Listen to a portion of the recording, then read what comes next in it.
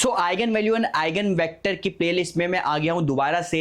पिछली वीडियो में हमने क्या पढ़ा था? पिछली वीडियो में हमने पढ़ा था आइगन वैल्यू और आइगन वेक्टर्स होते क्या है, आइगन वैल्यूज कैसे निकालनी है, कैरेक्टरिस्टिक पॉलिनोमियल क्या होता है और एल्जेब्रिक मल्टीप्लिसिटी क्या होता है। ठीक है, ये सारी चीजें हमने सीखी थी, बट हमने आइगन वेक्टर्स निकालना नहीं सीखा था उसमें। इस वाली वीडियो में this is the part 2 of this series eigen value and eigen vector. ये पार्ट 2 है। इसमें हम क्या क्या टॉपिक कवर करने वाले हैं, इसके अंदर जो मेजर जो टॉपिक जो सबसे इंपॉर्टेंट है वो है फाइंडिंग द आइगन वेक्टर्स। हमने आइगन वैल्यूज निकालना सीखा है लास्ट वीडियो में, बट आइगन वेक्टर्स निकालना नहीं सीखा। और फिर हम geometric multiplicity of eigen value ये क्या होती है। लास्ट वीडियो में पढ़ा था algebraic multiplicity of eigen value क्या होती है। क्या होती है भाई algebraic multiplicity of eigen value? अगर एक आइगन वैल्यू कितनी बार रिपीट हो रही है वो उसकी एल्जेब्रिक मल्टीप्लिसिटी या एम होती है। ठीक है, वो तो हमने सीख लिया था, बट इस वीडियो में हम पढ़ेंगे ज्योमेट्रिक मल्टीप्लिसिटी क्या होती है जो एसोसिएटेड है आपके आइगन वेक्टर्स से। ठीक है, तो हम आइगन वेक्टर्स के लिए थोड़ा सा हम एक बार रिकॉल करते हैं कि आइगन वैल्यू आइगन वेक्टर होता क्या है। हमें पता है ये सारा का सारा गेम किसका है, ये है सारा का सारा गेम स्क्वायर मैट्रिक्स का। ठीक है, तो मान लो आपके पास ए आपकी स्क्वायर मैट्रिक्स है n बाय n की, एक नॉन जीरो वेक्टर जो कि n क्रॉस 1 का वेक्टर, अगर ये n बाय n की मैट्रिक्स है तो n क्रॉस 1 का वेक्टर होना चाहिए और नॉन जीरो होना चाहिए। ये इसका आइगन वेक्टर बनेगा corresponding to lambda belongs to r, एक स्केलर लैम्डा के लिए। ठीक है, ये आइगन वैल्यू आपकी जीरो हो सकती है बट आइगन वेक्टर कभी जीरो नहीं हो सकता। ठीक है, बाय डेफिनेशन ये इसका आइगन वेक्टर बनेगा corresponding to eigen value this, अगर क्या होगा if ax is equal to lambda x. ये तो भाई डेफिनेशन है, this comes from the definition, ये तो हमें डेफिनेशन है। हमने लास्ट वीडियो में ये जितने भी लैम्डा जो होती है ना आइगन वैल्यूज वो हमने निकालना सीखा था, और हमने ये देखा था कि अगर मान लो a आपकी n बाय n की मैट्रिक्स है तो इसकी एग्जैक्टली n आइगन वैल्यूज आपको मिलेगी। ये हमने, और आइगन वैल्यूज आपकी रिपीटेड भी हो सकती है, एल्जेब्रिक मल्टीप्लिसिटी एक से ज्यादा हो सकती है, ये तो हमने सीख लिया था आइगन वैल्यूज कैसे निकालना है।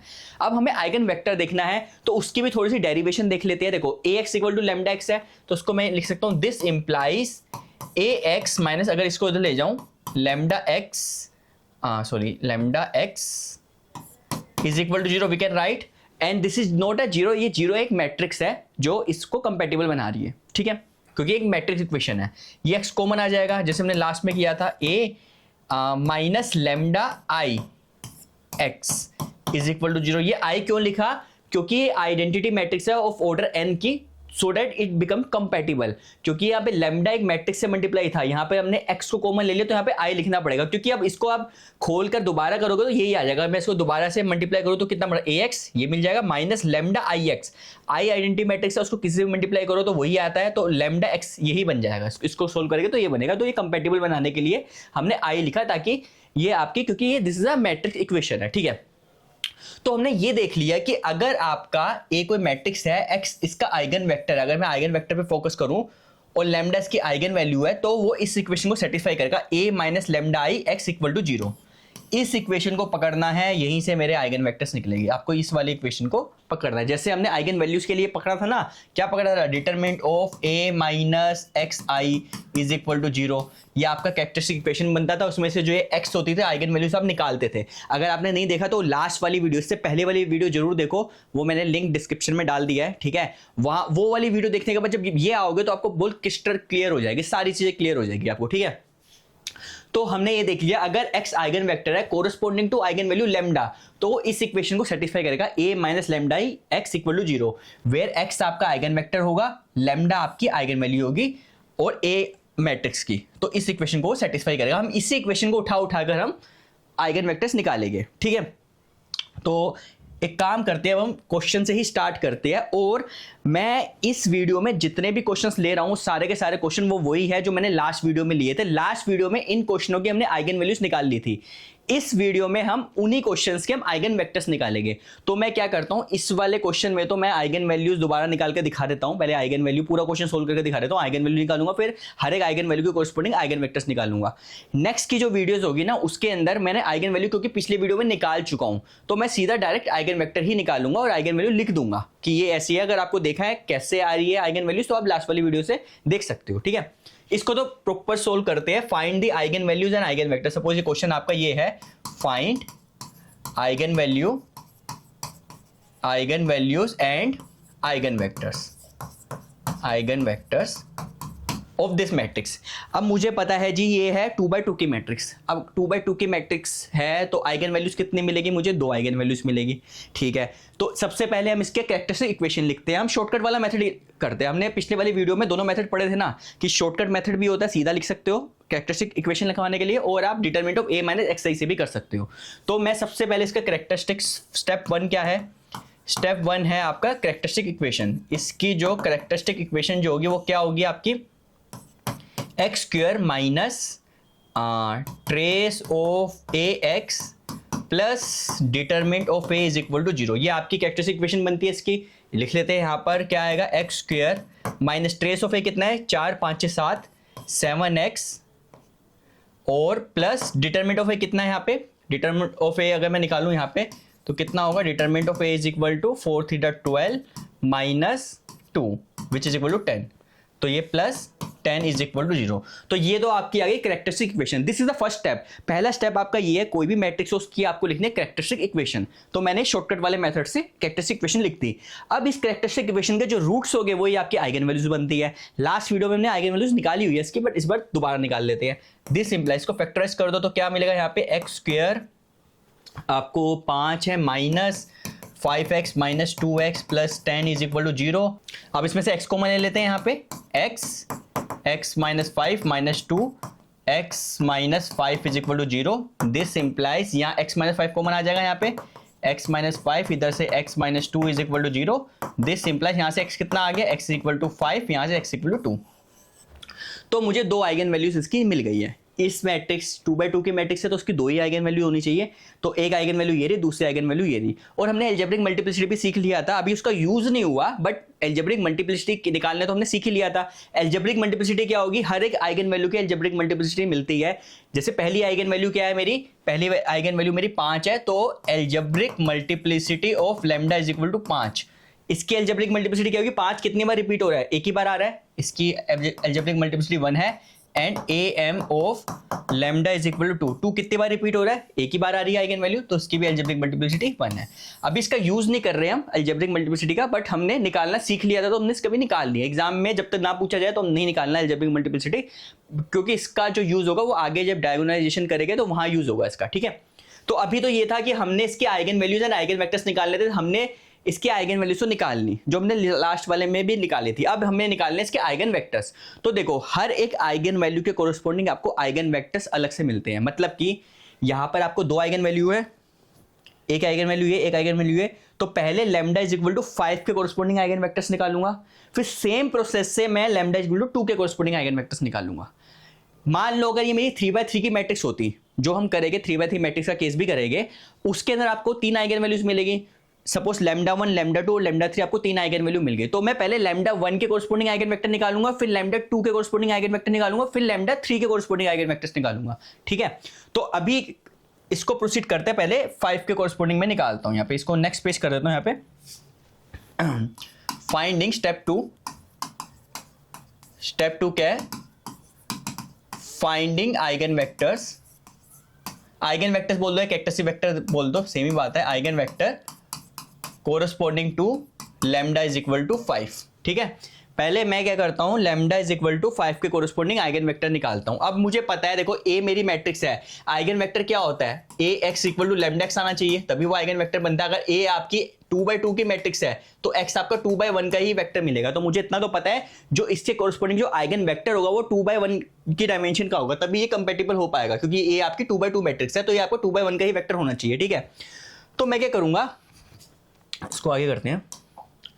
मैं मानता हूं लेट, मुझे इसके कोरस्पोंडिंग आइगन वेक्टर निकालने ना, let 0 not equal to x। मुझे पता है आइगन वेक्टर तो नॉन जीरो होता है, तो मैं मान लिया x आपका कोई नॉन जीरो है, और x आपको ये भी पता है एडवांस में कि आइगन वेक्टर जो मिलेगा वो 2x1 का मिलेगा, क्योंकि मैट्रिक्स आपकी 2x2 की है। अगर मैट्रिक्स आपकी 3x3 की होती तो आइगन वेक्टर आपको 3x1 का मिलता। ठीक है, let 0 not equal to this, ये मान लो x1 x2 be corresponding eigen vector. ठीक है, मैं मान रहा हूं कि लैम्डा 5 के कोरस्पोंडिंग जो आइगन वेक्टर होगा ना वो 2x1 का होगा, वो आइगन वेक्टर ये है x1 x2। अब मेरा बस एक ही काम रह गया, इस x1 x2 की वैल्यू निकालनी है। ठीक है, कैसे निकालनी है वो भी हम देखेंगे। और इसको सोल्व करने के लिए हमने एक प्लेलिस्ट करी थी सिस्टम ऑफ इक्वेशन की। तो सिस्टम ऑफ इक्वेशन के अंदर हमने जो इनफाइनाइट सोल्यूशन वाला केस देखा था कि जब आपका सिस्टम का जो इनफाइनाइट सोल्यूशन होता है तो वहाँ पे फ्री वेरिएबल्स मिलते हैं, कैसे सोल्व करते हैं, वही वाला मेथड हम यहाँ पे यूज़ करेंगे। मैं उसका भी लिंक नीचे डाल दूंगा कि अगर आपको सिस्टम ऑफ इक्वेशन को सोल्व नहीं करना आता तो वहाँ से आप सीख सकते हो। अभी आप इस पर फोकस करो। तो मुझे इतना पता है, अभी हमने लास्ट में शुरुआत में हमने क्या पढ़ा था कि अगर x आइगन वेक्टर है corresponding to eigen value lambda, तो वो इस इक्वेशन को सेटिस्फाई करेगा, a minus lambda I x equal to 0। अगर x आपका आइगन वेक्टर है, लैम्डा आपकी आइगन वैल्यू है a मैट्रिक्स की, तो इस इक्वेशन को सेटिस्फाई करेगा। इस इक्वेशन को आपको याद रखना है, ठीक है। इस इक्वेशन में पुट कर देना है यहाँ पे, ठीक है। लेट इतना होगा तो देन क्या होगा, then a minus 5i x equal to 0। क्योंकि हमने अभी पीछे क्या देखा था, पीछे हमने ये देखा था अगर आपका x नॉन जीरो या आइगन वेक्टर है मैट्रिक्स A का और लैम्डा इसकी आइगन वैल्यू है, तो वो इस इक्वेशन को सेटिस्फाई करता है, a minus lambda I x equal to 0, इसको सेटिस्फाई करेगा। वेयर x आपका आइगन वेक्टर होता है, लैम्डा आपकी आइगन वैल्यू होती है। हमारे वाले केस में आइगन वैल्यू 5 है, तो लैम्डा हमने 5 डाल दिया और x हमारा ये है, x हमने यहाँ पे ये डाल दिया, इज इक्वल टू 0। ये आपकी मैट्रिक्स इक्वेशन है, तो ये एक मैट्रिक्स बनेगी 0/0 की, ठीक है। इसको सेटिस्फाई करेगा। अब क्या करना है, इसमें वैल्यूज पुट कर दो। This implies a minus 5 a कितना है आपका, a लिखते हैं यहाँ पे, a था 3 1 2 4, तो a को मैं इधर लिख देता हूँ दोबारा से, यहाँ लिख देता हूँ। a कितना था आपका 3 1 2 4, यही था a 3 1 2 4, ओके। तो मुझे यहाँ पे a माइनस 5 लिखना है। 5i का मतलब क्या होता है, डायगोनल आइडेंटिटी मैट्रिक्स होगी, उसमें 1 1 होगा, जब 5 से मल्टीप्लाई कर दूंगा तो डायगोनल में 5 5 आ जाएगा, ठीक है। तो ये एक 2/2 की मैट्रिक्स है, ये एक 2/2 की मैट्रिक्स ये है। तो a माइनस 5 को जब कैलकुलेट करूंगा तो कितना मिलेगा मुझे, 3 माइनस 5 मतलब -2, 1 ऐसे ही रहेगा, 2 4 माइनस 5 इज -1, ठीक है। आप चाहो तो मतलब डायरेक्टली कर दिया, आप चाहो तो एक एक स्टेप कर सकते हो। पहले यहाँ a लिखो, फिर आप -5 लिखो, आइडेंटिटी लिख दो 1 1, फिर 5 को मल्टीप्लाई करूंगा तो कितना हो जाएगा, यहाँ पे मैट्रिक्स बन जाएगी 5 5 डायगोनल में, बाकी 0 हो जाएगा, फिर मैट्रिक्स में सब्ट्रैक्शन कर दोगे तो मतलब यही आएगा, सिंपल। x क्या है आपका, x1 x2, x को x1 x2 लिख लो, x1 x2। और ये जो 0 बनेंगे, जो 0 मैट्रिक्स बनेगी, वो कंपैटिबल बनाने के लिए सेम ऑर्डर की लेनी पड़ेगी मुझे 2/1 की, 2 0 एंड 0, ठीक है। अब क्या करना है, मुझे इसमें x1 x2 की वैल्यू को सोल्व करना है। तो देखो सिंपल सी बात है, जब भी आपके पास ऐसी इक्वेशन बन जाए ना, a माइनस 5 है जाए, यहाँ पे लैम्डा 5 था तो मैंने 5 डाल दिया, कोई और लैम्डा होता मैं वो डाल देता, x1 x2 है ये मैंने कर दिया, ठीक है। अब मुझे इसकी वैल्यू चाहिए, तो सबसे पहले क्या करना है, मुझे ना इस वाली मैट्रिक्स को अपर ट्रायंगुलर बना लो, तो थोड़ा सा इजी रहता है आपको सोल्व करना।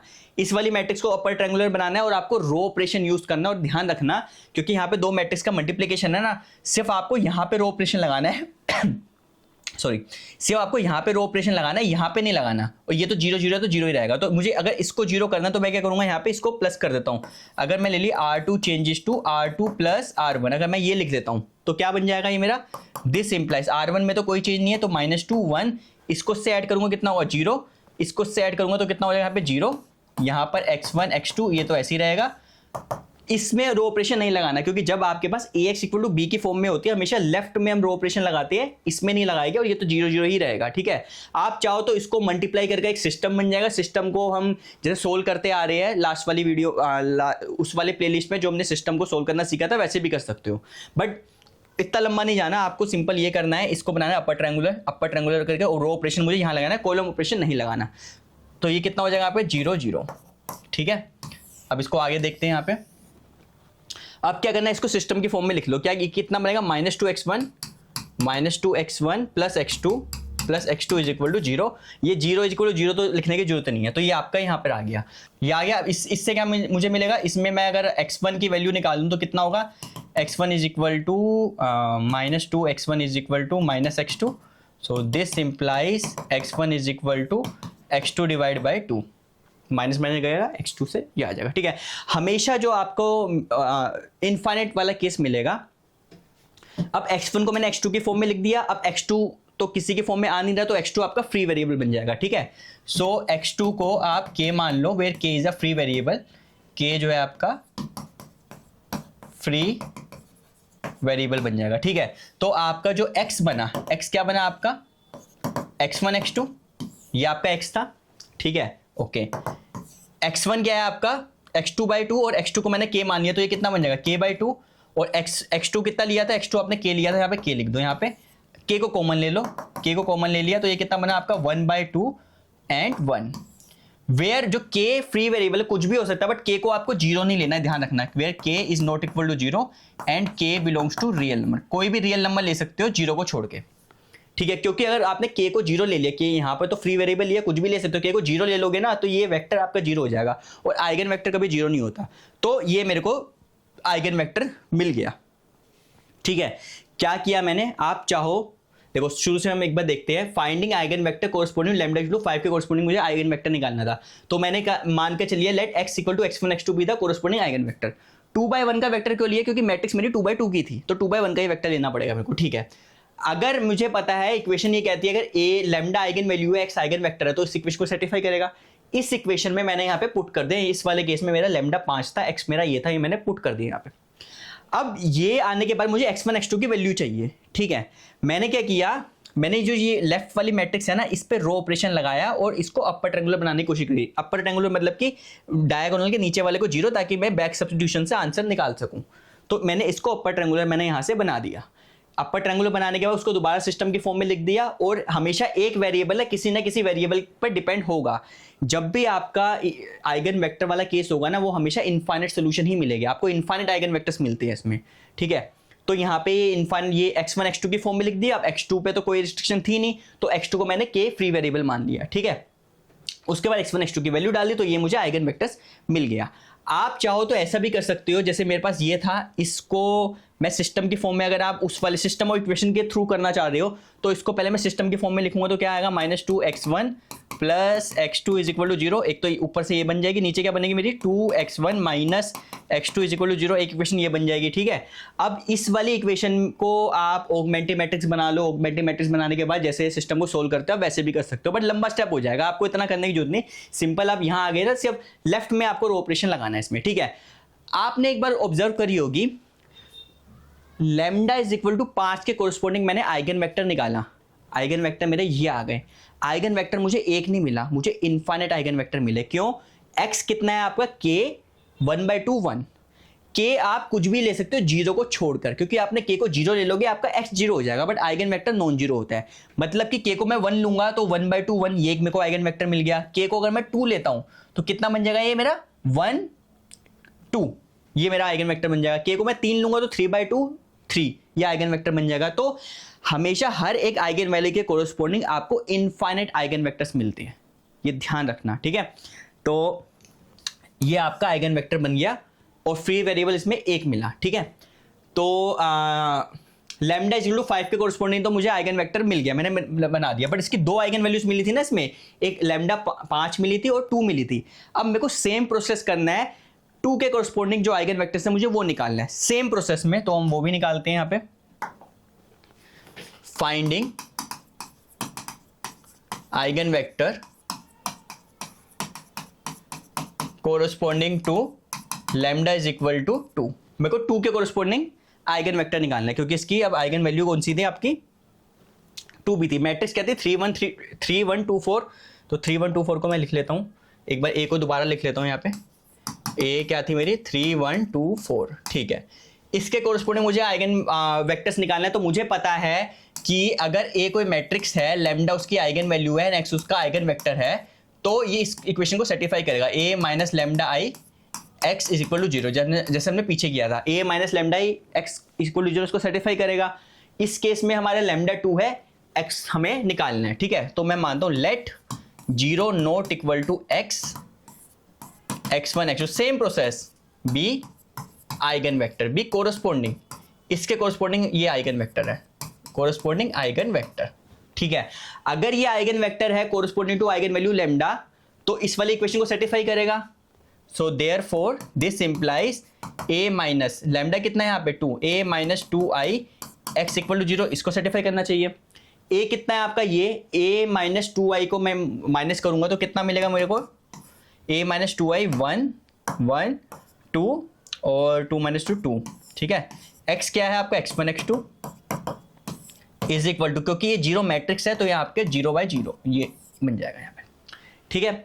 अब मुझे इसमें x1 x2 की वैल्यू चाहिए, सिंपल सी बात है, इस वाली लेफ्ट वाली मैट्रिक्स को आप अपर ट्रायंगुलर बनाने की कोशिश करो। आप क्या करो, इसको अगर आपको अपर ट्रायंगुलर बनाना है तो यहाँ पे रो ऑपरेशन लगा दूं, जैसे R2 चेंजेस टू R2/2 कर देता हूँ, R2/2 पहले ये कर देता हूँ, तो कितना मिलेगा मुझे यहाँ पे 1 1 1 1, ठीक है।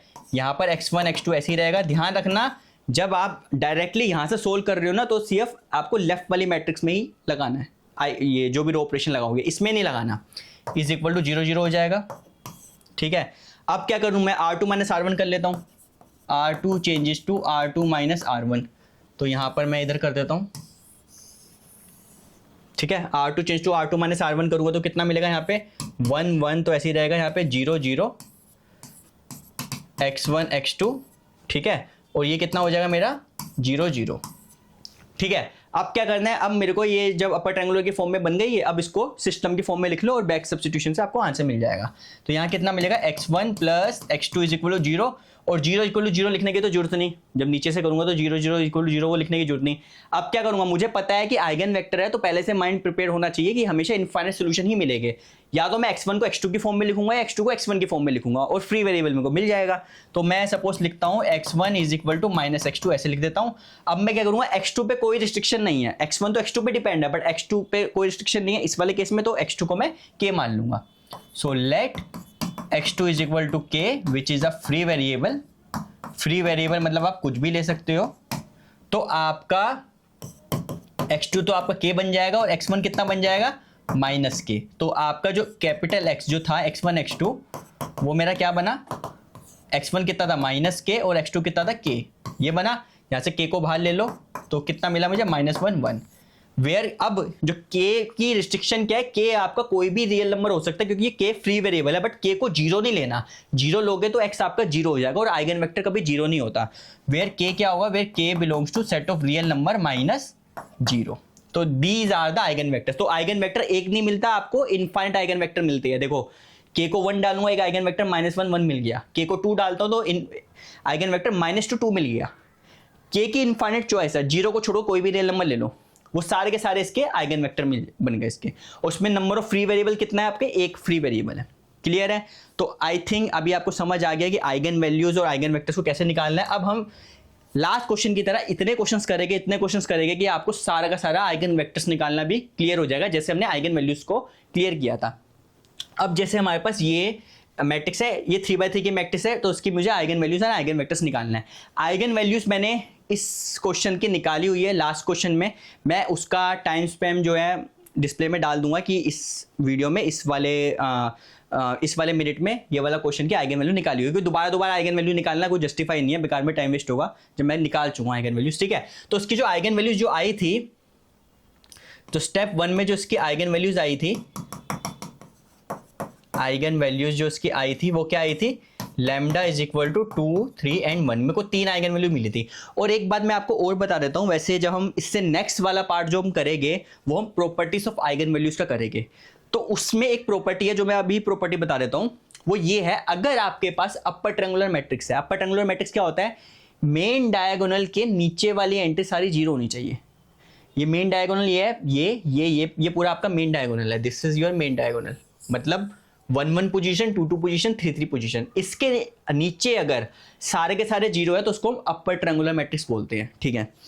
अपर ट्रायंगुलर मैट्रिक्स में आप जब आइगन वैल्यूज निकालते हो बाय द प्रोसेस, चाहे आप शॉर्टकट मेथड यूज करो, लॉन्ग कट करो, बात तो सेम ही है, आंसर आपका सेम ही आएगा, 3 ही आइगन वैल्यूज मिलेगी। उस केस में जब भी अपर ट्रायंगुलर मैट्रिक्स में जो आइगन वैल्यूज होती है, they are nothing but the elements in the diagonal. इसके जो आइगन वैल्यूज मिलेगी 2 3 और 1 मिलेगी, अगर आपके मैट्रिक्स अपर ट्रायंगुलर है, ये ध्यान रखना। अगर आपके मैट्रिक्स अपर ट्रायंगुलर नहीं है तो आप ये नहीं कह सकते कि इसकी आइगन वैल्यूज ये मिलेगी। सपोज आपके पास मैट्रिक्स ही होती A is equal to suppose 1 0 1 1 0 0 -1 0 3, suppose ये है। अब ये वाली मैट्रिक्स का मेन डायगोनल ये है, ये वाली एंट्रीज 0 नहीं है, तो this is not upper triangular. We can not say that eigen values are 1 0 and 2, हम नहीं कह सकते, ठीक है। और एक बात और ध्यान रख लेना, कई बच्चे ये गड़बड़ करते हैं, वो कहते हैं ठीक है ये मैट्रिक्स तो अपर ट्रायंगुलर नहीं है, हम नहीं कह सकते कि आइगन वैल्यू 1 0 2 है, बट क्या हम इस पे रो ऑपरेशन लगाकर इसको अपर ट्रायंगुलर बना दूं और फिर जो मैट्रिक्स आएगी उसकी डायगोनल एलिमेंट्स इसकी आइगन वैल्यू बन जाएगी, but that will be wrong, ठीक है।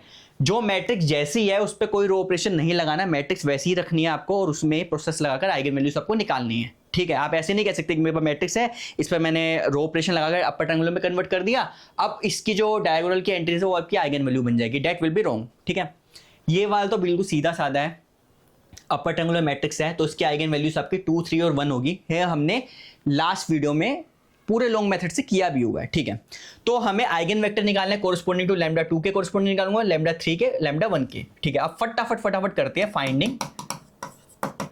Finding eigen vectors corresponding to lambda is equal to 2। सबसे पहले लैम्डा 2 के कोरस्पोंडिंग में आइगन वेक्टर निकाल लेता हूं। ठीक है, मुझे पता है कि अगर ए कोई मैट्रिक्स है, लैम्डा उसकी आइगन वैल्यू है and x not equal to 0 उसका आइगन वेक्टर है, तो इस इक्वेशन को सेटिस्फाई करेगा। A minus lambda I x equal to 0, इसको वो सेटिस्फाई करेगा। ठीक है, तो पुट कर देते हैं, तो क्या होगा देन ए माइनस लैम्डा कितना है आपका यहाँ पे 2, A minus 2i x is equal to 0, ये होगा। सबसे पहले मैं यहाँ लिख देता हूँ यहाँ पे let 0 not equal to x. अब देखो इसमें जो आइगन वेक्टर जो होगा ना, क्योंकि ये 3/3 की मैट्रिक्स है तो आइगन वेक्टर 3/1 का बनेगा। Suppose x is equal to मान लो यहाँ पे x1 x2 and x3 be the corresponding eigenvector, be corresponding eigen vector. Suppose ये कोरस्पोंडिंग आइगन वेक्टर आपका इसका x1 x2 x3 है। ठीक है, तो मुझे पता है कि अगर ये किसी a माइनस 2y(x) को सर्टिफाई करेगा, मैं इसको नेक्स्ट पेज में कर देता हूं। This implies a minus 2i x equal to 0, इसको सर्टिफाई करेगा क्योंकि लैम्डा यहाँ पे 2 है और x मेरा ये है। ठीक है, दिस इंप्लाइज, अब a माइनस 2i करना है, a माइनस 2i, a मेरा ये है तो a माइनस 2i कितना होगा यहाँ पे, ये तो 0 हो जाएगा। 0 0 0 1 0 0 1 और इधर से बताओ a माइनस 2i करूंगा तो यहाँ पे 1 आ जाएगा, तो 0 1 0 0 1 0 और यहाँ पर देखो a माइनस 2i करूंगा तो 0 0 0, नीचे सारे 0 हो जाएंगे। नहीं 0 0, a माइनस 2i है तो -1 आ जाएगा, 0 हो जाएगा, 1 हो जाएगा, ये -1 हो जाएगा। x क्या है आपका, x तो आपने ये लिया था x1 x2 एंड x3 और ये 0 है आपका 0 0 एंड 0। ठीक है, ये आपकी बन गई। अब देखो ये पहले से अपर ट्रायंगुलर है ही है, अब क्या करो इसको सिस्टम में लिख दो और x1 x2 x3 की वैल्यू निकाल दो। तो ये कितना मिलेगा मुझे यहाँ पे 0x1 plus 0x2 plus x3 तो मेरे को 0 मिल गया यहाँ से। ठीक है, अब मैं इसको करूंगा तो ये कितना मिलेगा 0x1 plus x2 is equal to कितना हो गया यहाँ पे x2 इज इक्वल टू 0 हो जाएगा यहाँ पे। ठीक है, और यहाँ पर क्या मिलेगा यहाँ पे x0 0 minus x3 is equal to 0। ठीक है, इसको थोड़ा सोल्व कर लेते हैं। -x3 इक्वल टू 0 तो x3 इक्वल टू 0 ही रहा, ये तो x3 इज इक्वल टू 0। तो मुझे क्या मिला, मुझे x3, ये x1 x2 x3 की वैल्यू चाहिए थी, x3 तो मेरे को 0 मिल गया, x2 भी मेरे को 0 मिल गया, x1 कुछ मिला नहीं। जो कोई चीज नहीं अपीयर हो रही तो वो आपका फ्री वेरिएबल ही मानी जाएगी। जो सिस्टम के अंदर जो वेरिएबल अपीयर नहीं होता उसको हम फ्री वेरिएबल ही मानते हैं। ठीक है, तो मैं let x1 is equal to k मान लेता हूं, where k is the free variable, k is the free variable. तो जो आपका आइगन वेक्टर बनेगा, आइगन वेक्टर क्या बनेगा आपका x1 x2 एंड x3, ये आपका आइगन वेक्टर था। ठीक है, x1 कितना है आपका, x1 तो आपने k लिया हुआ है, k is the free variable क्योंकि x1 यहाँ पे अपीयर नहीं हो रहा था सिस्टम के अंदर, तो जो अपीयर नहीं हो रहा वेरिएबल उसको हम फ्री वेरिएबल मानेंगे। x2 तो आपका कंक्रीट 0 ही आया था, x3 आपका कंक्रीट 0 ही आया था। ठीक है, तो यहाँ पर k बाहर आ जाएगा, ये 1 0 0। तो this is your eigenvector. इसके अंदर k आपका फ्री वेरिएबल है बट k को आपको 0 नहीं लेना, where k belong to set of real number -0। ये आपका आइगन वेक्टर्स बन गए। आइगन फैक्टर इनफाइनाइट होता है तो k को 1 डालूंगा तो 1 0 0 आइगन वेक्टर बन जाएगा, k को 2 डालूंगा तो 2 0 0 आइगन वेक्टर बन जाएगा, ऐसे मुझे मिलते चले जाएंगे। ठीक है, तो ये तो मैंने आइगन वेक्टर निकाला corresponding to eigen value lambda is equal to 2 के कोरस्पोंडिंग टू मैंने आइगन वेक्टर निकाल दिया। अब सेम प्रोसेस करना है, finding eigenvector corresponding to 3 then finding eigenvector corresponding to 1। तो करते हैं हम, तो पहले 3 के कोरस्पोंडिंग निकालता हूं, finding eigenvector corresponding to lambda is equal to 3 के कोरस्पोंडिंग निकालता हूं 3। तो सेम प्रोसेस बिल्कुल सेम रहेगा। अगर पहले मैं मान के चलूंगा let 0 not equal to x, क्योंकि मुझे पता है अब हमारी 3/3 की मैट्रिक्स है तो वेक्टर भी 3/1 का मिलेगा। Let x is equal to x1 x2 and x3 be the corresponding eigenvector, be the corresponding eigen vector. Suppose lambda 3 के कोरोस्पोंडिंग जो आइगन वेक्टर है आपका ये होगा। अगर ये आइगन वेक्टर है और ये आइगन वैल्यू है तो क्या होगा, तो इस इक्वेशन को सेटिफाई करेगा a minus 3i x equal to 0, इसको सेटिफाई करेगा।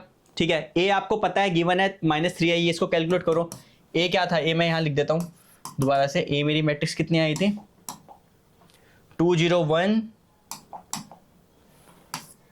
2 0 1, a आपकी मैट्रिक्स थी। ठीक है, अब a -3i करना है तो a -3i जब मैं करूंगा तो क्या मिलेगा मेरा -3, तो ये -1 आ जाएगा, ये तो 0 और 1 रहेगा, ये 0 0 0 रहेगा, यहाँ पर 0 0 1 -3 कितना बन जाएगा मेरा -2। ठीक है, x क्या है आपका x1 x2 x3, x1 x2 and x3, और 0 क्या है 0, क्योंकि मैट्रिक्स इक्वेशन है तो कंपैटिबल बनाने के लिए 0 एक 0 वेक्टर बनेगा 0 0 0 का। ठीक है, अब इसको अपर ट्रायंगुलर बनाना था, ये तो पहले से अपर ट्रायंगुलर है। आप क्या है इसको सिस्टम की फॉर्म में लिख दो और बैक सब्स्टिट्यूशन से आप आंसर निकाल लो। दिस सिंपल सिस्टम में लिखूंगा तो कितना मिलेगा मेरा -x1 plus 0 plus x3 is equal to 0। यहाँ से क्या 0 इक्वल टू 0 मिलेगा, लिखने की जरूरत नहीं। 0 x1 प्लस 0 x2, यहाँ पे कितना मिलेगा -2 x3 इज इक्वल टू 0। ठीक है, -2 x3 इज इक्वल टू 0। ठीक है, ये इक्वेशन बनी। अब यहाँ से तो मुझे मिल गया x3 तो 0 कंक्रीट मिल गया है, तो दिस इंप्लाइज x3 तो आपका 0 मिल ही गया पूरा। x3 को यहाँ पुट करूंगा तो कितना मिलेगा, ये भी 0 है तो x1 भी 0 मिल जाएगा, यहाँ पे x1 भी मेरे को 0 मिल गया। ठीक है, x3 मेरे को 0 मिल गया, x1 मेरे को 0 मिल गया। x2 क्या है, x2 अपीयर ही नहीं हो रहा इक्वेशन में, तो x2 को मैं फ्री वेरिएबल मान लूंगा। ठीक है, so let x2 is equal to k where k is the free variable, free variable. ठीक है, तो अब मेरे पास फाइनल जो वेक्टर बना, x मेरा वेक्टर जो बना वो क्या बना आपका, ये था x1 x2 एंड x3 था। ठीक है, x1 क्या है आपका, x1 तो आपका 0 है, x2 आपका फ्री वेरिएबल बना था k, और x3 कितना बना था आपका, x3 आपका 0 था, 0। तो यहां से मैं k को कॉमन ले लूंगा तो कितना मिलेगा मुझे 0, k को कॉमन लेकर 1 एंड 0। वेयर k क्या होगा, k आपका 0 नहीं हो सकता, क्योंकि k अगर आपने 0 ले लिया तो x आपका 0 हो जाएगा, but eigenvector are non zero by definition. तो k क्या, k की डोमेन क्या बनेगा, k belongs to set of real number -0। तो ये सारे के सारे आइगन वेक्टर्स बन गए corresponding to eigen value lambda is equal to 3 के कोरस्पोंडिंग ये आइगन वेक्टर्स मिल गया। तो मैंने क्या बोला था, आइगन वेक्टर हमेशा एक से ज्यादा इनफाइनाइट आइगन वेक्टर्स मिलते हैं हर एक आइगन वैल्यू के कोरस्पोंडिंग। के की इनफाइनाइट चॉइसेस है, जो भी के को पुट करते रहो आपको आइगन वेक्टर्स मिलते चले जाएंगे। सारे आइगन वेक्टर्स वो लैम्डा इक्वल टू 3 के कोरस्पोंडिंग है। ठीक है, अब मेरे पास की तीसरी आइगन वैल्यू भी है। तीसरी आइगन वैल्यू क्या है जी, तभी मैं कह रहा हूँ ये थोड़ा क्वेश्चन बड़ा बनता है। तीसरी आइगन वैल्यू 1 है। अब मुझे 1 के कोरस्पोंडिंग सेम प्रोसेस से मुझे वो निकालना है, तो निकालते हैं। यहां करता हूं finding eigen vectors, finding eigenvector corresponding to lambda is equal to 1 के कोरस्पोंडिंग। तो प्रोसेस आपका सेम ही रहेगा। Let 0 not equal to x, where x क्या है आपका, x1 x2 and x3 be the corresponding eigen vector. Suppose ये इसका कोरस्पोंडिंग आइगन वेक्टर है, तो अगर ये आइगन वैल्यू है और ये आइगन वेक्टर है तो किसको सेटिस्फाई करेगा, इस मैट्रिक्स इक्वेशन को सेटिस्फाई करेगा। a माइनस लैम्डा, लैम्डा कितना है 1 है, तो a minus I x equal to 0। जैसे हमने किया था बिल्कुल सेम प्रोसेस में आपको सारे क्वेश्चंस करने हैं। ठीक है, अब a माइनस आई करना है, तो a माइनस आई के लिए पहले मैं a को इधर दोबारा लिख देता हूं। a आपका ये था, तो a माइनस आई कितना हो जाएगा आपका, a माइनस आई करूंगा तो यहाँ पे 1 0 1 0 a माइनस आई 2 0 0 0 0। ठीक है, x क्या है, x आपका ये है x1 x2 एंड x3। 0 क्या है, 0 एक वेक्टर है, क्योंकि मैट्रिक्स इक्वेशन है उसको सेटिस्फाई करवाना है तो उससे कंपैटिबल लेना पड़ेगा। ठीक है, अब क्या करना है, ये तो पहले से अपर ट्रायंगुलर है ही है, कोई नहीं। अब इसको सिस्टम की फॉर्म में लिख दो, बैक सब्स्टिट्यूशन लगा दो, x1 x2 x3 की वैल्यू निकाल लो। क्या मिलेगा ये आपको, x1 प्लस 0 तो 0 x2 plus x3 is equal to 0। ये कितना मिल जाएगा मेरा 2x2 इज इक्वल टू 0, और 0 इक्वल टू 0 तो लिखने की जरूरत नहीं। ठीक है, यहाँ से मुझे क्या मिला, यहाँ से x2 मेरे को 0 मिल गया, x2 मेरा 0 हो गया, एक तो ये मिल गया।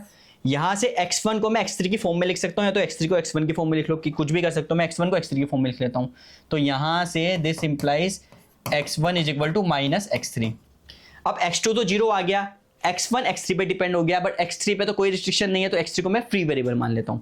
सो let x3 is equal to k where k is the free variable. Free variable, ठीक है.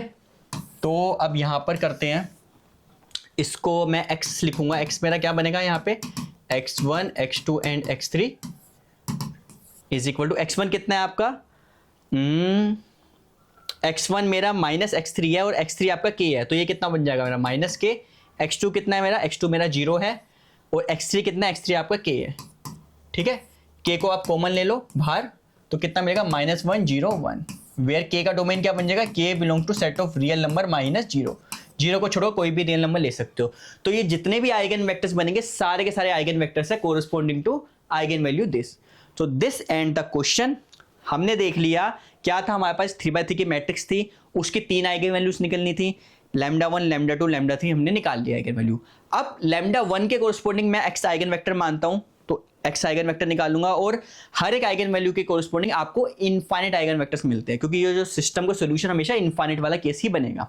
एक चीज ना नोट करना, ये तो क्वेश्चन तो खत्म हो गया, बट हम आगे कॉन्सेप्ट पढ़ने वाले हैं. एक बात को नोट करना, देखो इसमें जब मैंने आइगन वेक्टर निकाला ना, तो कितने फ्री वेरिएबल मिले, इस लैम्डा इज इक्वल टू 1 के आइगन वैल्यू के कोरस्पॉन्डिंग जब मैंने आइगन वेक्टर निकाला तो मुझे एक फ्री वेरिएबल मिला. यहाँ पे पिछले वाले में भी एक एक ही फ्री वेरिएबल मिल गया. देखो 3 के कोरस्पॉन्डिंग जब मैंने आइगन वेक्टर निकाला तो मुझे एक ही फ्री वेरिएबल मिला.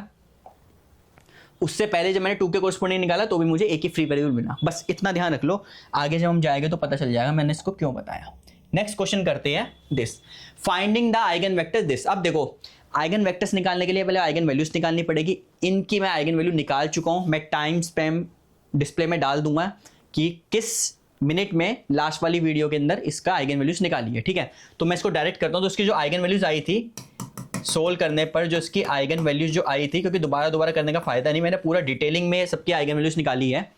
इसकी आइगन वैल्यूज आएगी थी आपको lambda is equal to 2,2. 2 eigen values मिली थी इसकी 2 2, क्योंकि 2 ही मिलनी है आइगन वैल्यू, और रिपीटेड आइगन वैल्यूज आई थी, मतलब कि आइगन वैल्यू 2 थी और उसकी एल्जेब्रिक मल्टीप्लिसिटी भी 2 थी. एल्जेब्रिक मल्टीप्लिसिटी हमने करी थी लास्ट वीडियो में. ठीक है, अब मुझे इसके कोरस्पॉन्डिंग आइगन वेक्टर निकालना है. अब देखो लास्ट वाले क्वेश्चन में क्या था कि हमारे पास 3 डिस्टिंक्ट आइगन वैल्यूज थी, हर एक आइगन वैल्यू के कोरस्पॉन्डिंग मैंने आइगन वेक्टर निकाला.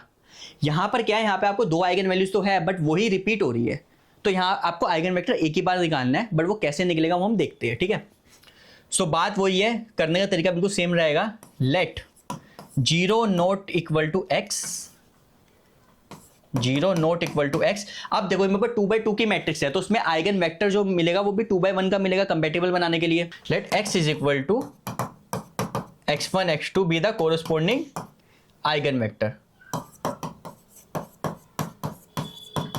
ठीक है, लैम्डा 2 के कोरस्पॉन्डिंग, क्योंकि मेरे को एक ही डिस्टिंक्ट आइगन वैल्यू तो एक ही है ना, आइगन वेक्टर का प्रोसेस तो एक ही बार ही करना पड़ेगा. ठीक है, मान लो ये x1 x2 इसका आइगन वेक्टर है. ठीक है, तो दिस इंप्लाइज क्या होगा, वो मैट्रिक्स इक्वेशन को सेटिफाई करेगा. a minus 2i x equal to 0, इसको सेटिफाई करेगा, बिल्कुल करेगा. अब a माइनस 2i इसको कैलकुलेट कर लो. a आपका ये था, तो a माइनस 2i कितना बन जाएगा, -2 होगा तो ये -1 आ जाएगा. यहाँ पे 1 -1 3 - 2 कितना हो जाएगा 1. x कितना है आपका x1 x2 is equal to ये कितना हो गया 0 0 हो जाएगा. ठीक है, अब क्या करना है, अब पहले इसको अपर ट्रायंगुलर बना लेता हूँ मैं. R2 - R1 लगाता हूँ इस ऑपरेशन में. R2 changes to R2 - R1. ठीक है, इसमें नहीं लगाना, ध्यान रखना. तो मैं यहाँ पर करता हूँ तो ये कितना मिल जाएगा मेरे को, -1 1 0 0 x1 x2 is equal to 0 0.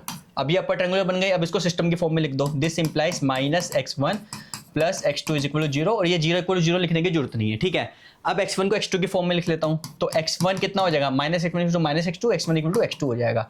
x2 क्या है, कुछ नहीं है, x2 पे तो कोई रिस्ट्रिक्शन नहीं है, तो x2 को हम फ्री वेरिएबल मान लेंगे. ठीक है, so let x2 is equal to k where k is the free variable. Free variable, तो हम x को लिखते हैं. x कितना आया था आपका, x आपका x1 x2 था. x1 कितना था, x1 आपका x2 है और x2 आपका k है, तो x1 कितना हो जाएगा यहाँ पे k, और x2 तो आपका k था ही था. यहाँ पे k को बाहर कॉमन ले लो तो 1 1, वेयर k की क्या होगी, k belongs to set of real number -0. आपको 0 को छोड़ो, कोई सा k फ्री वेरिएबल है, कोई भी ले सकते हो, बस 0 नहीं लेना. 0 लेते ही ये आपका x0 हो जाएगा, जो आइगन वेक्टर कभी 0 नहीं होता. तो ये हमने निकाल दिए। तो ये आपके आइगन वेक्टर जो मिले आपके ये मिले, इसमें फ्री वेरिएबल कितना मिला है, इसमें भी एक ही फ्री वेरिएबल मिला है। ठीक है, समझ आ गया। तो आपको ये नहीं कि दो बार निकालेंगे, लैम्डा 2 के कोर्स में दोबारा निकालोगे तो वही चीज आनी है प्रोसेस। तो अगर रिपीटेड आइगन वैल्यू है प्रोसेस आपको सेम ही करना है। ठीक है, अब मैं एक कॉन्सेप्ट बताता हूं आगे क्वेश्चन करने से पहले। ये जो है ये सारे क्वेश्चंस करेंगे हम। Geometric multiplicity of an eigen value. हमने अभी तक एल्जेब्रिक मल्टीप्लिसिटी पढ़ी थी आइगन वैल्यू की। वो क्या होती है कि एक आइगन वैल्यू कितनी बार रिपीट हो रही है, वो आपकी एल्जेब्रिक मल्टीप्लिसिटी बनती है। ठीक है, जो हमने लास्ट वीडियो में किया था।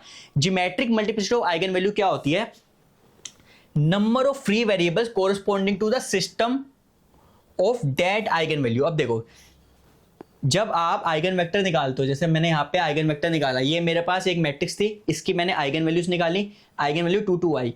अब इस 2 आइगन वैल्यू के कोरस्पॉन्डिंग जब मैंने आइगन वेक्टर निकाला तो यहां पे एक फ्री वेरिएबल मिला।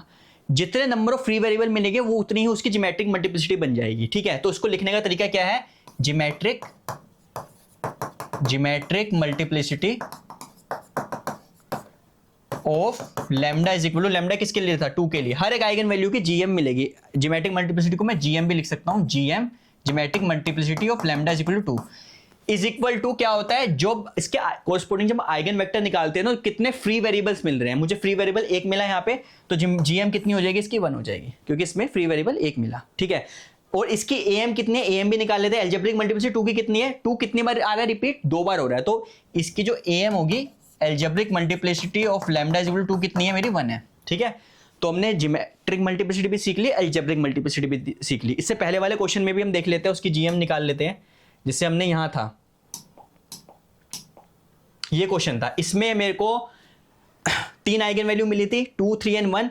तो एल्जेब्रिक मल्टीप्लिसिटी ऑफ 2 कितनी है, अगर मैं ए एम ऑफ 2 लिखूं, lambda is equal to, lambda 2 एक बार आ रहा है तो ए एम 2 मेरी 1 हो जाएगी। ऐसे algebraic multiplicity lambda is equal to 3 कितनी है, वो भी 1 है। And algebraic multiplicity lambda is equal to 1 की कितनी है, वो भी आपकी 1 है, क्योंकि 1 आपको एक ही बार रिपीट हो रहा है।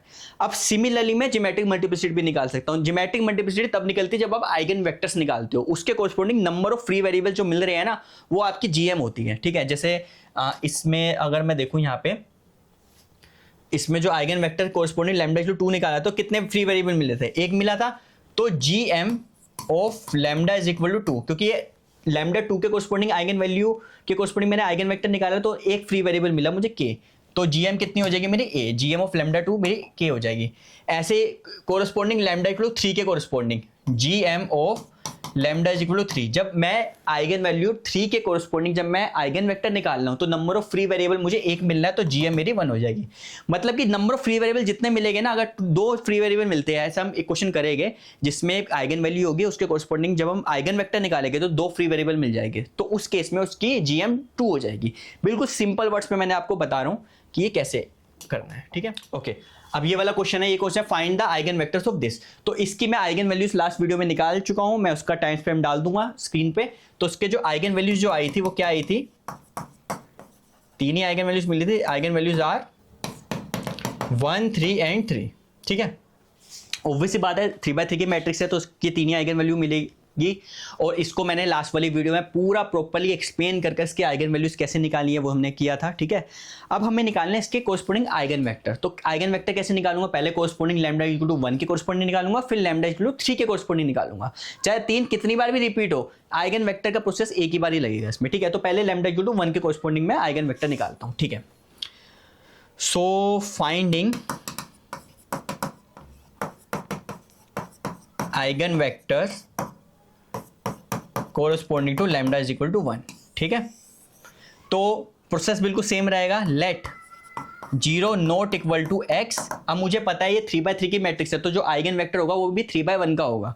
तो let x is equal to, suppose ये ले लिया x1 x2 and x3 be the corresponding eigen vector. Suppose ये इसका कोरस्पॉन्डिंग आइगन वेक्टर है। ठीक है, अगर ये आइगन वैल्यू है और ये आइगन वेक्टर है तो इस इक्वेशन को सेटिफाई करेगा। a minus lambda I, lambda कितना है 1 है, तो a minus I x equal to 0 इसको सेटिफाई करेगा। इसमें वैल्यू पुट करो और x की वैल्यूज निकाल लो। तो इसको करते हैं। यहाँ पर जब मैं इसमें वैल्यू a माइनस आई करूँगा तो कितना मिलेगा मुझे यहाँ पे, a माइनस आई, तो 1 0 1 0 2 0 1 0 1, ठीक है। ये तो a माइनस आई लिख दिया, x लिख लो, x1 x2 x3, x1 x2 and x3 is equal to, ये 0 है, 0 मतलब कि 0 मैट्रिक्स, तो ये क्या बन जाएगा आपका 0 0 एंड 0। क्लियर है। अब क्या करना है, इसको अपर ट्रायंगुलर बनाना है और सिर्फ लेफ्ट मैट्रिक्स पे ही रो ऑपरेशन लगाने हैं। अगर आप डायरेक्ट कर रहे हो तो ये क्या मिल जाएगा, मैं इसको 0 बनाने के लिए R3 माइनस R1 कर लेता हूँ, R3 changes to R3 minus R1, तो ये कितना मिल जाएगा मुझे 1 0 1 0 2 0, ये कितना हो जाएगा मेरा 0 0 एंड 0। ओके, और ये मैट्रिक्स क्या आएगी आपकी x1 x2 एंड x3, और ये क्या हो जाएगा आपका 0 0 एंड 0। क्लियर। अब क्या करना है, अभी अपर ट्रायंगुलर बन गया, इसको सिस्टम में लिख दो और x1 x2 x3 की वैल्यूज निकाल लो। ठीक है, तो दिस इंप्लाइज ये मिल जाएगा मेरा x1 प्लस 0 x2 तो लिखने की जरूरत नहीं, plus x3 is equal to 0, ये कितना मिल जाएगा मेरा 2x2 इज इक्वल टू 0, और 0 इक्वल टू 0 लिखने की जरूरत नहीं है। यहां से मुझको मिल रहा है x2 equal to 0, this implies x2 is equal to 0। एक तो मुझे x2 की तो कंक्रीट वैल्यू मिल गई, यहां से मुझे या x1 को x3 के फॉर्म में लिखूंगा, फिर x3 को फ्री वेरिएबल मान लूंगा, या फिर मैं x3 को x1 के फॉर्म में लिखूंगा, x1 को फ्री वेरिएबल मान लूंगा, कुछ भी कर सकते हो आप। This implies x1 is equal to minus x3। अब x3 आपको नहीं पता तो x3 को आप k मान लो free variable, let x3 is equal to k where k is the free variable. तो जो आपका x बना वेक्टर, x क्या बना वेक्टर आपका x1 x2 एंड x3, ठीक है। x1 कितना है आपका, x1 आपका x माइनस x3 और x3 आपका k है, तो ये कितना बन जाएगा माइनस k, ठीक है। x2 कितना, x2 तो आपका 0 आया था और x3 आपने k लिया था, k ले लो, a की फ्री वेरिएबल मिलना है, यहाँ पे k को कॉमन ले लिया बाहर, ये कितना -1 0 1, ठीक है। तो और k का डोमेन क्या बनेगा, k can be any real number except 0, 0 को छोड़कर कोई सा भी रियल नंबर आप ले सकते हो, ठीक है। तो लैम्डा इज इक्वल टू 1 के कोरस्पॉन्डिंग जो आइगन वेक्टर मिल रहे हैं वो ये सारे आइगन वेक्टर है, k को कुछ भी ले लो, और लैम्डा इज इक्वल टू 1 की am और gm भी देख लेते हैं, क्योंकि am gm जो है हमें आइगन वेक्टर्स वगैरह में तो जुड़नी, इससे नेक्स्ट वाला जो पार्ट करेंगे डायगोनलाइजेशन, वहां पे हमें am और gm निकालनी पड़ेगी, ठीक है। तो हमने पहले ही सीख ली। तो सबसे पहले लैम्डा 1 की am क्या होगी, 1 रूट कितनी बार आ रहा है, एक बार आ रहा है, तो am कितनी हो जाएगी, am of lambda is equal to 1 तो मेरी 1 हो जाएगी, अर्थमेटिक मल्टीप्लिसिटी 1 हो जाएगी। जियोमेट्रिक मल्टीप्लिसिटी क्या होती है, जब हम लैम्डा 1 के कोरस्पॉन्डिंग जब आइगन वेक्टर्स निकालते हैं तो नंबर ऑफ फ्री वेरिएबल जितने होते हैं ना वही उतनी उसकी gm होती है। नंबर ऑफ फ्री वेरिएबल एक आ रहा है तो gm ऑफ 1 कितनी हो जाएगी, वो भी आपकी 1 हो जाएगी, ठीक है। am और gm भी हमने निकाल दी, क्योंकि अगर आपको am gm अभी निकालना आ गया तो डायगोनलाइजेशन आपको चुटकों का खेल है आपके लिए, ठीक है। अब मुझे क्या करना है, लैम्डा इज इक्वल टू 1 के कोरस्पॉन्डिंग तो मैंने आइगन वेक्टर निकाल दिया, अब मुझे लैम्डा 3 के कोरस्पॉन्डिंग भी आइगन वेक्टर निकालना है, तो वो भी निकाल लेते हैं। यहां लिखते हैं फाइंडिंग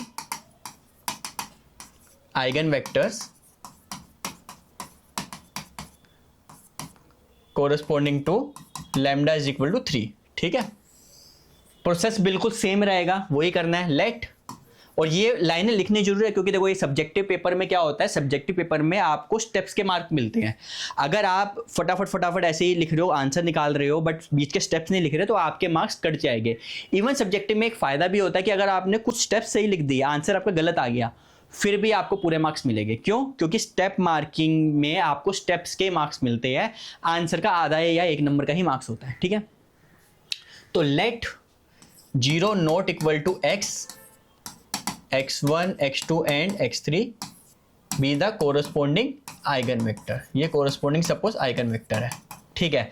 तो दिस इंप्लाइज अगर ये आइगन वेक्टर है और ये आइगन वैल्यू है तो इस इक्वेशन को सेटिस्फाई करेगा a minus 3i x is equal to 0। अब a माइनस 3i कैलकुलेट करने के लिए मैं a को दोबारा इधर लिख देता हूँ, a क्या था मेरा, ठीक है, a मेरा ये है, तो a माइनस 3i लिखना है यहाँ पे, a माइनस 3i कितना हो जाएगा यहाँ पे -1 0 1 0 0 0 1 0 2 माइनस 3 कितना हो जाएगा -1, और x कितना है आपका x1 x2 x3 x1 x2 and x3, और ये कितना होगा आपका 0 0 एंड 0।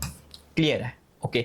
अब क्या करना है, इसको अपर ट्रायंगुलर बना दो, अपर ट्रायंगुलर में इसको R3 माइनस R1 कर, R3 प्लस R1 कर देता हूँ, इस वाली मैट्रिक्स में लगाना है, तो R3 changes to R3 plus R1, तो यहाँ कितना हो जाएगा मेरा -1 0 1 0 0 0, ये प्लस करना है तो कितना हो जाएगा यहाँ पे 0 0 और 0, this is x1 x2 and x3, और यहाँ पर इज इक्वल टू 0 0 0, ये तो करना है, क्योंकि जो भी रो ऑपरेशन लगाओगे ना अगर इस वाले फॉर्मेट में है, इस वाले फॉर्मेट में हमेशा लेफ्ट में लगती है यहाँ पे, और सिर्फ रो ऑपरेशन लगेगा, कॉलम ऑपरेशन नहीं लगेगा, ठीक है।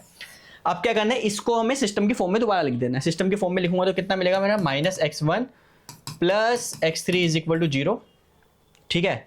और बाकी तो 0 इक्वल टू 0 हो तो कुछ आएगा नहीं, ठीक है। अब क्या करूंगा यहाँ पे, क्योंकि और तो सारे 0 0 आ रहे हैं, अब या तो x1 को x3 की फॉर्म में लिख दूं या x3 को x1 की फॉर्म में लिख लूं और फ्री वेरिएबल मेरे को मिल जाएगी। सपोज मैं x1 को x3 की फॉर्म में लिख लेता हूं, this implies -x1 to -x3, तो x1 is equal to x3 हो जाएगा, ठीक है। x1 को मैंने x3 की फॉर्म में लिख दिया और x3 पर कोई रिस्ट्रिक्शन नहीं है, तो x3 आपका क्या हो जाएगा, फ्री वेरिएबल हो जाएगा, ठीक है। यहां पर देखो कहीं पे x2 भी नहीं दिख रहा, ठीक है। और मैंने बताया था जो वेरिएबल नहीं दिख रहा सिस्टम के अंदर वो हमारा फ्री वेरिएबल ही मिलता है। तो यहाँ पे मुझे 2 फ्री वेरिएबल मिलते हैं। लेट x3 को तो मैं k1 मान लेता हूं, वेयर k1 जो है आपका फ्री वेरिएबल है, फ्री वेरिएबल, ठीक है। और यहाँ पर x2 भी नजर नहीं आ रहा कहीं पे, तो x2 भी आपका में कोई रिस्ट्रिक्शन नहीं है x2 में, तो x2 को भी फ्री वेरिएबल मानना पड़ेगा। x2 इक्वल टू, अब देखो k1 यूज कर चुका हूं तो मुझे k1 यूज नहीं करना, क्योंकि k1 मैं इस वाले x3 फ्री वेरिएबल के लिए यूज कर चुका हूं, तो k2 ले लेता हूं। x2 इक्वल टू k2 ले लिया, where k2 is a free variable, ठीक है। अब मैं टोटल में पूरा x लिखता हूं, x कितना मिलेगा मेरा, यहाँ पर मेरा x1 x2 एंड x3 था, ओके। x1 कितना है, x1 मेरा x3 है और x3 मेरा k1 है, तो x1 मेरा k1 आ जाएगा। x2 क्या है, x2 आपका k2 है, ठीक है। x3 कितना है, x3 आपने k1 लिया था, k1, तो ये आ गया। अब क्या करना है, आप यहां पर मत छोड़ना, ये आधा मार्क्स कट जाएगा। k1 वाले को अलग कर दो, k2 वाले को अलग कर दो। इसको मैं ऐसे लिख सकता हूं ना, ये वेक्टर है, इसको k1 वाले को अलग कर दूं तो k1 0 k1 प्लस 0 k2 0, क्योंकि इनको ऐड करूंगा तो ये हो जाएगा। इससे क्या फायदा होगा ना, k1 यहाँ कॉमन ले सकता हूँ, k2 इधर कॉमन ले सकता हूँ, ये फायदा हो जाएगा यहाँ पे, वो यहाँ नहीं कर सकता था। तो मैंने इनको ऐड करने पर ये क्या करा, मैंने k1 वाले थे ना उसको अलग कर दिया और k2 में यहाँ 0 कर दिया, और दूसरी तरफ मैंने k2 वाले को लिख लिया, k1 वाले को 0 लिख लिया, क्योंकि जब मैं इसको ऐड करूंगा तो यही मिल जाएगा। अब यहाँ से मैं k1 और k2 को आराम से कॉमन ले सकता हूँ। k1 कॉमन ले लिया तो कितना हुआ, 0 1 0, प्लस यहाँ से k2 को कॉमन ले लूंगा तो कितना आ जाएगा, यहाँ पे k2 कॉमन आ जाएगा तो 0 1 0, सॉरी ये गलत हो गया। यहाँ से देखो मैं k1 कॉमन ले सकता हूँ आराम से, तो k1 कॉमन लूंगा तो कितना होगा 1 0 1, प्लस यहाँ से k2 कॉमन आ जाएगा 0 1 एंड 0, ठीक है। ये आपका x आ गया। अब देखो वेयर k1 एंड k2 जो है वो आपके फ्री वेरिएबल है। अब इसमें x आपका 0 नहीं होना चाहिए, मतलब k1 k2 दोनों इकट्ठे 0 नहीं होने चाहिए, ठीक है। अगर k1 भी 0 और k2 भी 0 हो जाएगा ना तो आपका x 0 हो जाएगा, वहां दिक्कत आ जाएगी, ठीक है। तो जो आपका जो आइगन वेक्टर्स जो बन रहे हैं वो आपके आइगन वेक्टर क्या बने, इसके आइगन वेक्टर्स जो बन रहे हैं, देखो एक तो आइगन वेक्टर आपका ये बना, एक नहीं बनता, वैसे एक से ज्यादा बनते हैं, मैं बताता हूं, पहले लिख लो 1 0 1, एक तो ये हुआ एंड 0 1 0, इसको बोलते हैं लीनियर इंडिपेंडेंट आइगन वेक्टर। अब लीनियर इंडिपेंडेंट क्या होता है वो हम नेक्स्ट वीडियो में किसी वीडियो में देखेंगे, बट अभी के लिए इस कॉन्सेप्ट के लिए आपको क्या करना है, देखो यहां पर आपको 2 फ्री वेरिएबल मिल गए ना, तो एक आइगन वेक्टर तो ये मिल गया आपको 1 0 1, कि इसके जितने भी मल्टीपल लेते रहोगे ना, k1 k2 k3 कुछ भी लेते रहो, वो आपके आइगन वेक्टर बनते चले जाएंगे। दूसरा जो Li आइगन वेक्टर बना वो 0 1 0 बना, ठीक है। इस केस में आपको नंबर ऑफ फ्री वेरिएबल कितने मिल रहे हैं, 2 मिल रहे हैं नंबर ऑफ फ्री वेरिएबल्स, किसके कोरस्पॉन्डिंग, लैम्डा इक्वल टू 3 के कोरस्पॉन्डिंग। तो geometric multiplicity of lambda equal to 3 कितनी हो जाएगी, यहाँ पे 2 हो जाएगी, ठीक है। तो यहाँ पे gm of lambda is equal to 3 कितनी हो जाएगी, 2, क्योंकि लैम्डा इज इक्वल टू 3 के कोरस्पॉन्डिंग जब मैंने आइगन वेक्टर निकाला तो मेरे को 2 फ्री वेरिएबल मिले, और number of free variable is the geometric multiplicity होती है। am ऑफ भी देख लेते हैं, arithmetic multiplicity lambda is equal to 3 कितनी थी, कि 3 कितनी बार रिपीट हुआ, 2 बार आया था रूट यहाँ पे, तो am भी यहाँ पे 2 हो जाएगी यहाँ पे, ठीक है। तो इसमें वैसे तो k1 k2 की वैल्यूज डालता रहूंगा, सारे आइगन वेक्टर्स आते रहेंगे, बट जो Li आइगन वेक्टर मिलेंगे ना, जो आपने ये अलग अलग कर एक वेक्टर ये मिला, दूसरा वेक्टर ये मिला, इसको हम लीनियरली इंडिपेंडेंट आइगन वेक्टर बोलते हैं, जो हम आगे की तरफ पढ़ेंगे, लीनियरली इंडिपेंडेंट आइगन वेक्टर्स। मतलब कि इन दोनों वेक्टर्स से जनरेट होकर आपके वेक्टर्स आपके बन रहे हैं, ठीक है। अब इससे पहले वाली वीडियो में, इससे पहले वाले क्वेश्चन में क्या था, इससे पहले वाले क्वेश्चन में हमारे पास एक ही फ्री वेरिएबल था, तो ये हमारा ये आइगन मेन आइगन वेक्टर आपका ये था, उसके सारे मल्टीपल आपके आइगन वेक्टर बने थे, ठीक है। इस केस में आपके मेन आइगन वेक्टर ये और ये है, इसके मल्टीपल में आपके जितने भी बनेंगे वो सब आइगन वेक्टर्स बनते चले जाएंगे, ठीक है। तो हमने ये देखा जब आइगन वैल्यूज आपकी रिपीट होती है, जैसे लैम्डा इक्वल टू 3 के कोरस्पॉन्डिंग आइगन वैल्यूज आपकी रिपीट हो रही है, मतलब अर्थमेटिक मल्टीप्लिसिटी ज्यादा हो रही है, तो आपके फ्री वेरिएबल्स एक से ज़्यादा मिल सकते हैं और मिल नहीं भी सकते। जैसे इस वाले केस में 3 2 बार रिपीट हो रहा था, तो मेरे को 2 आइगन वैल्यूज दो आइगन वेक्टर्स Li मिल गए, यहाँ पे 2 फ्री वेरिएबल मिल गए। बट इससे पहले भी एक हमने क्वेश्चन किया था जिसके अंदर ये वाला क्वेश्चन, इसके अंदर भी आइगन वैल्यूज जो थी 2 बार रिपीट हो रही थी, मतलब am अर्थमेटिक मल्टीप्लिसिटी λ2 की 2 आ रही थी। बट इसमें जब मैंने आइगन वेक्टर निकाला तो मुझे ज्योमेट्रिक मल्टीप्लिसिटी एक ही मिली, एक ही फ्री वेरिएबल मिला। ठीक है, तो आई होप कि आपको आइगन वेक्टर्स का कॉन्सेप्ट, अर्थमेटिक मल्टीप्लिसिटी और ज्योमेट्रिक मल्टीप्लिसिटी ये पूरा का पूरा क्लियर हो गया। अगर अभी भी कोई डाउट है तो आप कमेंट सेक्शन में लिखो, मैं उस डाउट के कोरस्पॉन्डिंग एक अलग से वीडियो में आपको बना दूंगा। और आगे वाले जो वीडियो के अंदर हम प्रॉपर्टीज ऑफ आइगन वैल्यूज पढ़ेंगे और उसके बाद हम डायगोनलाइजेशन पढ़ेंगे। उस डायगोनलाइजेशन के प्रोसेस में हमें ये एम और जीएम ये दोबारा से हमें देखना पड़ेगा और ये चीज हम सीख चुके हैं यहीं पर।